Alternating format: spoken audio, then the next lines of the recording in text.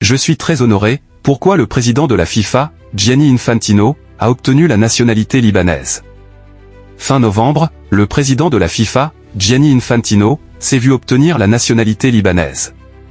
Une décision non comprise par des associations de droits des femmes au Liban. La FIFA à nouveau dans une polémique.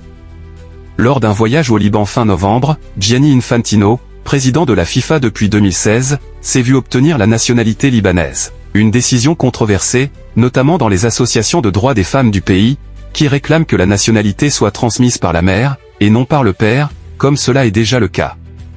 Coupe du Monde 2026, la petite révolution de la FIFA qui cache aussi un but publicitaire. Il existe bien une autre manière d'obtenir la nationalité libanaise, une procédure exceptionnelle.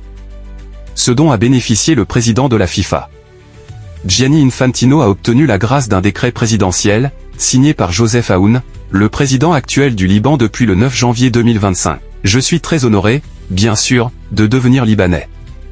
Je suis libanais depuis de très nombreuses années, car ma femme est libanaise.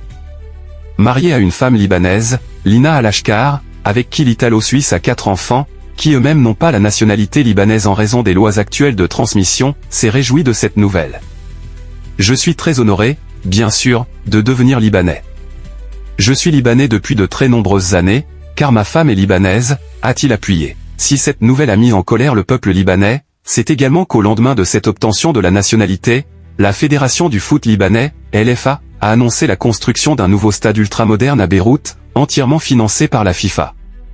Ce stade, qui verra le jour lorsque la LFA obtiendra le terrain, aura une capacité de 20 000 à 30 000 personnes, selon Gianni Infantino, et répondra aux normes internationales que nous offrirons au Liban, dans l'objectif d'accueillir l'équipe nationale.